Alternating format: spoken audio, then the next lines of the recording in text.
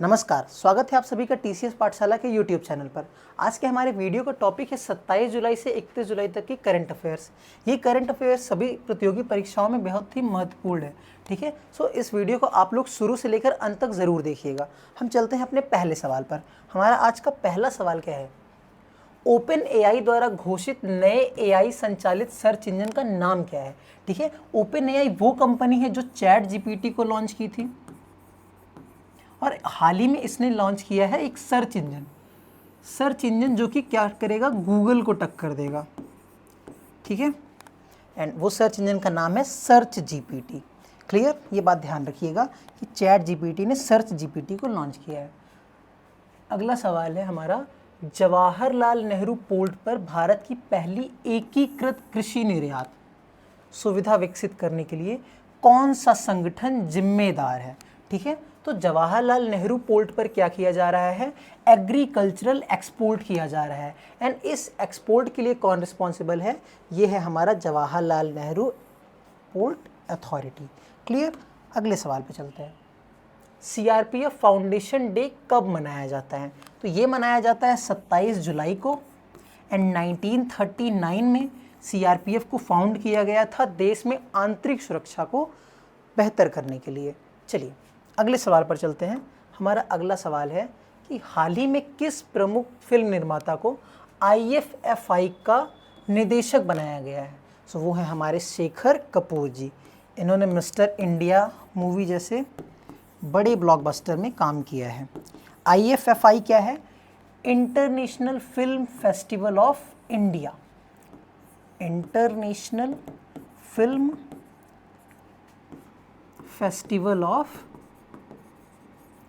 India IFFI का full form है। चलते हैं अपने अगले सवाल पर। हमारा अगला सवाल क्या है? अवैध तस्करी से निपटने के लिए संयुक्त राज्य अमेरिका के पहले सांस्कृतिक संपत्ति समझौते के तहत किस देश की प्राचीन वस्तुओं को संरक्षित किया जाएगा? ठीक है, तो कल्चरल एंटीक्स जो होते हैं वो इलीगल बाकी देशों में भेजे जाते हैं, म्यूज़ियम में लगते हैं, तो इससे बहुत ही अच्छा मुनाफा होता है। सो इसकी ट्रैफिकिंग को रोकने के लिए भारत ने यूएसए के साथ साइन किया है। ये कहाँ पर साइन किया है? सो ये दिल्ली में है, भारत मंडपम,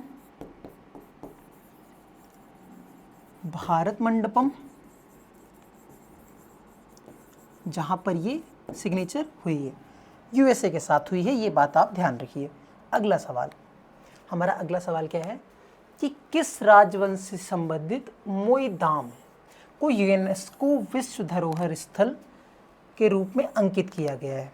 तो मोईदाम क्या है? एक टाइप का बरियल ग्राउंड है। What is burial ground? जहाँ पर दफन किया जाता है लोगों को, लेकिन यही राजवंश से संबंधित है। वो कौन सा राजवंश है? वो है हमारा अहोम डायनेस्टी। क्लियर, चलिए अगले सवाल पर चलते हैं। हमारा अगला सवाल क्या है कि किस देश ने 2024-25 के लिए एशियाई आपदा तैयारी केंद्र ADPC, Asian disaster preparedness centre, ठीक है, इसकी अध्यक्षता संभाली है? तो इसकी अध्यक्षता संभाली है भारत ने। क्लियर, अगले सवाल की तरफ चलते हैं। हमारा अगला सवाल है कि सरकार ने कितने PM mega integrated textile reason and apparel को लॉन्च किया है? ठीक है, तो वो कितने हैं? 7 हैं। ठीक, कहाँ पर लॉन्च किया है? तो ये लॉन्च किया है तमिलनाडु में। क्लियर, चलिए आगे चलते हैं। अगला सवाल हमारा है, मनु भाकर ने 2024 पेरिस ओलंपिक्स में किस स्पर्धा में कांस्य पदक जीता है? एग्जाम्स में पदक तो पूछता ही है, खिलाड़ी भी पूछ लेता है कि कौन से खिलाड़ी ने जीता है, लेकिन अब के टाइम पे क्या हो रहा है ना कि स्पर्धा भी पूछी जा रही है। तो स्पर्धा कौन सी है? Women's 10 metre air pistol. अगले सवाल पे चलते हैं। हमारा अगला सवाल है कि किस टीम को हराकर अपना पहला महिला एशिया कप जीता है? किसने? श्रीलंका ने। तो वो कौन सी टीम हो सकती है? पाकिस्तान, बांग्लादेश, इंडिया या फिर अफगानिस्तान? वो है हमारा प्यारा देश भारत, जो कि एशिया कप का फाइनल हार गया है। किससे? श्रीलंका से। और श्रीलंका ने अपना पहला महिला एशिया कप जीता है, इस बात को भी ध्यान रखिएगा। चलते हैं अपने अगले सवाल पर। हमारा अगला सवाल है कि तेलंगाना के मुख्यमंत्री ए रेवंत रेड्डी, ये तेलंगाना के मुख्यमंत्री हैं ए रेवंत रेड्डी, इन्होंने कल्वा कुर्ती के लिए विकास पैकेज घोषित किया है। वो कुल राशि कितनी है? ठीक है, कल्वा कुर्ती क्या है? कॉन्स्टिट्यूएंसी है। किससे रिलेटेड है? जयपाल रेड्डी से। एंड जयपाल रेड्डी जी तेलंगाना की फॉर्मेशन में बहुत ही इंपॉर्टेंट रोल प्ले किया था। ये राशि कितनी है हमारा सवाल है, तो ये राशि है 309 करोड़ रुपए। ठीक है, इस बात को आप लोग ध्यान रखिए। अगले सवाल पे चलते हैं। तो देश का पहला डूबा हुआ संग्रहालय कहाँ पर है? शंकन म्यूजियम। म्यूजियम आप लोग जानते होंगे जहाँ पर ऐतिहासिक चीज़ों को रखा जाता है, लेकिन ये डूबा हुआ संग्रहालय है। ठीक है, तो ये कहाँ पर है? ये हुमायूं टॉम्ब। ठीक है, हुमायूं टॉम्ब कहाँ पर है? तो ये है दिल्ली में। क्लियर। अगले सवाल पर चलते हैं। हमारा अगला सवाल क्या है कि अंतर्राष्ट्रीय बाघ दिवस कब मनाया जाता है? हमारा अंतर्राष्ट्रीय बाघ दिवस मनाया जाता है 29 जुलाई को। क्लियर। चलिए आगे चलते हैं। अगला सवाल क्या है कि टोक्यो के एडोगावा वार्ड में महात्मा गांधी की प्रतिमा का अनावरण किसने किया? ठीक है, टोक्यो इस समय चर्चा में है। क्यों चर्चा में है? क्योंकि यहाँ पर क्वाड के फॉरेन मिनिस्टर्स की मीटिंग हुई है। तो अब आप लोग समझ गए होंगे कि इस सवाल का सही जवाब है एस जयशंकर। हमारे देश के फॉरेन मिनिस्टर कौन है? एस जयशंकर। सो उन्होंने महात्मा गांधी की प्रतिमा का अनावरण किया है। अगला सवाल है formula 1 Rolex Belgium grand prix किसने जीता है? ये फार्मूला 1 कार रेसिंग होती है जिसको जीता है लेविस हैमिल्टन ने। ठीक है, चलिए आगे चलते हैं। अगला सवाल क्या है हमारा कि हाल ही में सिडबी के सीएमडी बनाए गए हैं। कौन? देखिए, सिडबी के सीएमडी बनाए गए हैं मनोज मित्तल जी। सिडबी क्या है? Small industries development bank of India. इनके सीएमडी बने हैं मनोज मित्तल जी। क्लियर। आगे चलते हैं। अगला सवाल क्या है हमारा कि इंडिया की नेवी शिप है जो कि सेंट पीटर्सबर्ग पहुंची है। ठीक है, ये जगह है कहाँ पर? ये जगह है रशिया में। रशिया क्यों गई है? ये गई है रशिया में नेवी डे को सेलिब्रेट करने। रशिया में नेवी डे को सेलिब्रेट करने गई है। ठीक है, ये कौन सी आईएनएस है? सो ये है आईएनएस तबर। ठीक है, ये कहाँ पर गई है? रशिया गई है। क्या करने गई है? नेवी डे सेलिब्रेट करने। कौन सा नंबर वह है? तो वो है 328वां रशियन नेवी डे। क्लियर। चलिए आगे चलते हैं। अगला सवाल है हमारा कि भारत में डिजिटल भुगतान में वर्ष दर की कितनी वृद्धि हुई है? ये कुल नहीं है, ये है वर्ष दर में कितनी प्रतिशत की वृद्धि, यानी कि बढ़ा है। कितना प्रतिशत बढ़ा है? सो वो है 12.6%। क्लियर। चलिए, अच्छा, ये रिपोर्ट आई है डीपीआई के द्वारा। ये डीपीआई क्या है? डिजिटल, ये रिपोर्ट आई है डिजिटल पेमेंट इंडेक्स। क्लियर है। चलिए अगला सवाल।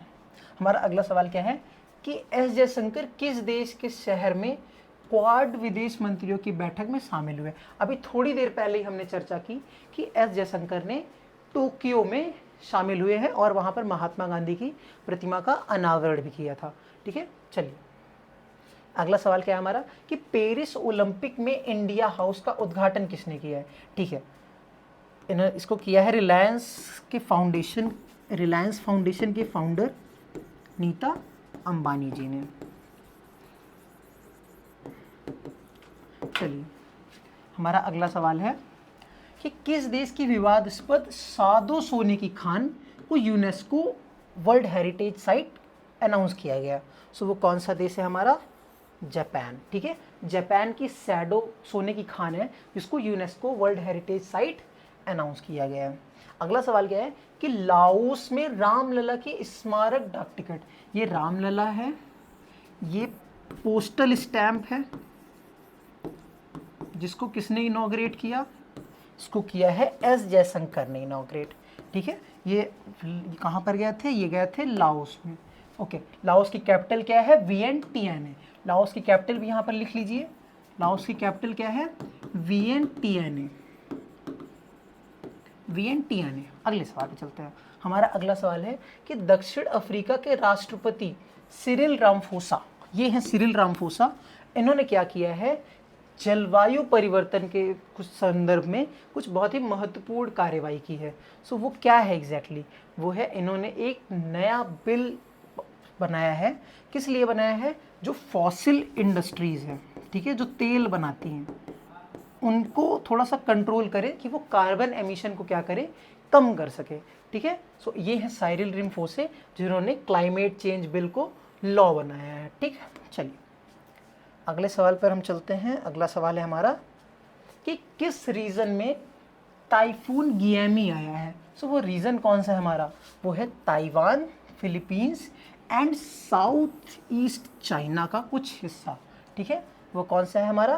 Taiwan, Philippines and south east China का कुछ हिस्सा, जहाँ पर क्या आया है? टाइफून गियामी, ठीक। अगले सवाल पर चलते हैं। कौन सा वित्तीय साधन आमतौर पर ग्रीमियम शब्द, अच्छा जी, ग्रीमियम समझिए कि ये है ग्रीन एंड ये है bond, okay. So green bond, अच्छा ये क्यों दिया जाता है? तो ये दिया जाता है कंपनीज को। कैसी कंपनीज को? जो कि रिन्यूएबल एनर्जी पर काम करती हैं। वो रिन्यूएबल एनर्जी कैसे? जैसे कि विंड एनर्जी, ठीक है, जैसे कि सोलर एनर्जी। सो वो क्या कर रही है कि हमारे क्लाइमेट को एक तरह से बचा रही हैं, तो उनको क्या दिया जाता है? ग्रीन बॉन्ड दिया जाता है। एंड ये किससे एसोसिएटेड है? ग्रीनियम से एसोसिएटेड है। अगले सवाल पर, मैग्नेटो फॉसिल डिस्कवर हुआ है कहाँ पर? लोकेशन बतानी है। ये हुआ है हमारे देश लद्दाख में, ठीक है। मैग्नेटो फॉसिल्स क्या है कि ये फॉसिल्स हमारे जो बहुत ही पुराने सालों से जो आपदा हुई, लोग दब गए, डायनासोर्स दब गए, उनमें मैग्नेट के पार्टिकल्स मिले हैं, ठीक है। सो वो क्या है? Magneto fossils. कहाँ पर मिला है? लद्दाख, इंडिया। अगला सवाल, गोवा शिपयार्ड लिमिटेड द्वारा लॉन्च किए गए पहले स्वदेशी निर्मित तलवार श्रेणी के फ्रिगेड का नाम क्या है? अच्छा, गोवा शिपयार्ड लिमिटेड 2016 रशिया की टेक्नोलॉजी से एक फ्रिगेड बना रहा है जिसका नाम है त्रिपूत। क्लियर? चलिए अगले सवाल पर चलते हैं। अगला सवाल क्या है? केंद्रीय मंत्री डॉक्टर जितेंद्र सिंह को अंतर्राष्ट्रीय सम्मेलन में कौन सा पुरस्कार मिला? ठीक है, ये डायबेटोलॉजी के फील्ड में इन्होंने बहुत अच्छा काम किया है, इसलिए इनको लाइफ टाइम अचीवमेंट अवार्ड दिया गया है। ठीक है, इस बात का ध्यान रखिए कि लाइफ टाइम अचीवमेंट अवार्ड किसको मिला है? डॉक्टर जितेंद्र सिंह को। अगले सवाल पर आते हैं। कौन सा देश पुरुष एशिया कप की मेजबानी करने वाला है? पुरुष एशिया कप की मेजबानी कौन करेगा? पाकिस्तान, श्रीलंका, इंडिया या फिर बांग्लादेश? वो कौन सा देश है? क्या वो पाकिस्तान है? क्या वो श्रीलंका है? इंडिया या फिर बांग्लादेश? वो है हमारा प्यारा भारत देश, जो कि एशिया कप की मेजबानी करेगा। अगले सवाल पर आते हैं, जो कि है सुदीप सेन गुप्ता की उपलब्धियों पर आधारित पुस्तक का शीर्षक क्या है? ठीक है, सुदीप सेन गुप्ता क्या है? एक माउंटेनियर हैं, ठीक है, एंड इनकी एक पुस्तक आई है जिसका शीर्षक है ब्रेकिंग रॉक्स एंड बैरियर्स। ये आप ध्यान रखिएगा कि ब्रेकिंग रॉक्स एंड बैरियर्स ये किसकी पुस्तक का शीर्षक है? सो वो है सुदीप सेन गुप्ता जी। क्लियर? अगले सवाल पर आते हैं। अगला सवाल क्या है कि विश्व प्रकृति संरक्षण दिवस कब मनाया जाता है? सो ये मनाया जाता है 30 जुलाई को। क्लियर? ये डे से रिलेटेड सवाल है, ये पेपर में पूछे जाते हैं, इसको भी ध्यान रखिएगा। अगला है कि विश्व प्रकृति संरक्षण दिवस 2024 का विषय क्या है? अच्छा, दिन तो पूछता ही है, साथ के साथ विषय भी पूछ लेता है कि थीम बताइए। तो थीम क्या है इसकी? Connecting people and plants, exploring digital innovation, wild life conservation. Clear? अगले सवाल पर आते हैं। अगला सवाल क्या है हमारा कि 1 DAE, अब DAE समझिए, department of atomic energy, department of atomic energy. आपको जवाब तो मिल गया होगा कि इस सवाल का जवाब क्या है, ठीक है। सो ये इस डिपार्टमेंट ने क्या किया है? 1 प्रोग्राम लॉन्च किया कि एक डिपार्टमेंट एक प्रोग्राम, ठीक है। सो किसने किया? Department of atomic energy. अगले सवाल पर आते हैं। अगला सवाल क्या है कि श्री भूपेंद्र यादव द्वारा आइडियाज़ फॉर लाइफ पोर्टल कहाँ लॉन्च किया गया? So ideas for life portal launch किया गया है IIT दिल्ली में। क्लियर? चलिए, ये हैं श्री भूपेंद्र यादव जी। अगले सवाल पर, पिछले 5 वर्षों में भारत में विभिन्न कारणों से कितने बाघों की मृत्यु हुई है। ठीक है, इंडिया में क्या है कि क्लाइमेट चेंज, इवन इंडिया ही नहीं पूरे विश्व में क्लाइमेट चेंज आज के टाइम पे सबसे बड़ा चैलेंज है। ठीक है, जानवर मर रहे हैं, क्रिटिकली इंडेंजर्ड कैटेगरी में जा रहे हैं, इंडेंजर्ड कैटेगरी में जा रहे हैं, कुछ तो विलुप्त हो गए हैं। ठीक है, सो उनमें से बाघ जो हैं वो बहुत ही इम्पॉर्टेंट है। ठीक है, बाघ हमारे फूड चेन में इम्पॉर्टेंट है ही। ठीक, सो ये कितने हैं, इनका नंबर क्या है एग्जैक्टली जो 5 सालों में इनकी डेथ हुई है। सो वो है नंबर 628, जो कि एक बहुत ही बड़ा नंबर है। अगर बाघ इतनी तेज़ी से मर रहे हैं तो हमारी जान लीजिए धरती खतरे में है। ठीक है, हमारा फूड चेन खतरे में है, इकोलॉजी इम्बैलेंस हो जाएगी। ठीक है, चलिए अगले सवाल पर चलते हैं। अगला सवाल क्या है, किस संगठन को जीव ग्लोबल वाटर टेक पुरस्कार मिला है। ठीक है, तो वाटर टेक पुरस्कार किसको मिला है, यह है सेंट्रल वाटर कमीशन, CWC। इस बात का जरूर ध्यान रखिएगा कि CWC अवार्ड किसको मिला है, CWC को अवार्ड मिला है कौन सा, chief global water tech award. Clear, अगले सवाल पर आते हैं। स्पेसएक्स और नासा। स्पेसएक्स क्या है भैया, ये है एलॉन मस्क की कंपनी। ठीक है, जो कि स्पेस रिलेटेड काम करती है। नासा क्या है, USA की स्पेस एजेंसी है जो कि किसी एक प्रोग्राम पे काम कर रही है, और उस प्रोग्राम का नाम पूछा है, वो मिशन का नाम है क्रू 9। ठीक है, ये क्रू 9 मिशन क्या कर रहा है, ये क्रू 9 मिशन स्पेस स्टेशन पे काम कर रहा है। कहाँ पर काम कर रहा है, स्पेस स्टेशन पर क्रू 9 मिशन काम करेगा। ओके, अगले सवाल पर आते हैं। हमारा अगला सवाल क्या है कि मनु भाकर और सरबजोत सिंह को कौन सा पदक मिला है। ठीक है, देखिए मनु भाकर एंड सरबजोत सिंह, इनको किस स्पर्धा में मिला है पूछेगा तो क्या बताएंगे, 10 मीटर एयर पिस्टल मिक्स्ड। अच्छा, वुमेन्स 10 मीटर एयर पिस्टल में मनु भाकर को सिंगल भी मिल चुका है, एंड मिश्रित यानी कि मनु भाकर एंड सरबजोत सिंह, इन दोनों को मिक्स टीम के लिए कौन सा अवार्ड मिला है, सो वो अवार्ड है ब्रोंज। एंड मनु भाकर को सिंगल में भी क्या मिला था, ब्रोंज ही मिला था। क्लियर, चलो अगले सवाल पर आते हैं। हमारा अगला सवाल क्या कहता है कि भारतीय रिजर्व बैंक के नियामक सैंडबॉक्स के 5वें समूह के परीक्षण के लिए किन फर्मों का चयन किया गया। तो ऐसी कितनी कंपनीज हैं जो कि सैंडबॉक्स का परीक्षण करेंगी, उनकी टेस्टिंग करेंगी। तो ऐसी कितनी कंपनीज हैं, ऐसी 5 फर्म्स हैं जिनको क्या किया गया है, सैंडबॉक्स के परीक्षण के लिए चयन किया गया है। अगले सवाल पर आते हैं। अगला सवाल क्या कह रहा है कि निकोलस मादुरो ने किस देश में तीसरी बार राष्ट्रपति का चुनाव जीता।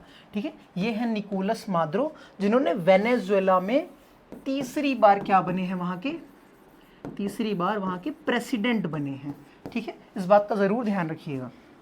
अगले सवाल पर आते हैं कि निम्नलिखित में से कौन सा ब्रांड 12 वर्षों से भारत का सबसे अधिक चुना जाने वाला FMCG ब्रांड है। आप इस तस्वीर को देखिए, अगर इस तस्वीर को आप देखकर इस बच्चे को नहीं पहचान रहे हैं तो आपने बचपन में बिस्किट वगैरह नहीं खाए हैं, आपने पार्ले जी का नाम सुना है। सो वो कौन सी कंपनी है जो 12 वर्षों से FMCG ब्रांड चुनी जा रही है सबसे अधिक बार, सो वो है पार्ले। ठीक है, पार्ले जी हम सबका फेवरेट रह चुका है। चलिए, इस बच्चे को भी आप जानते होंगे, बचपन से देखे होंगे। अगले सवाल पर आते हैं। रोहन बोपन्ना ने किस कार्यक्रम में अपने संन्यास की घोषणा की।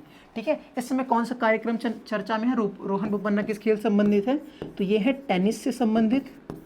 कौन सा कार्यक्रम चर्चा में है, तो वो कार्यक्रम है हमारा पेरिस ओलंपिक। Paris Olympic.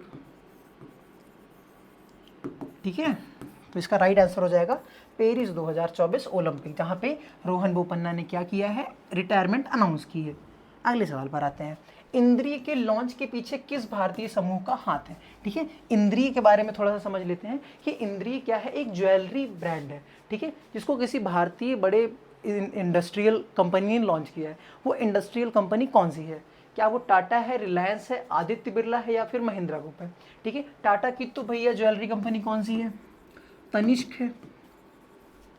ठीक है, इसको लॉन्च किसने किया है, इसको लॉन्च किया है आदित्य बिरला ग्रुप ने।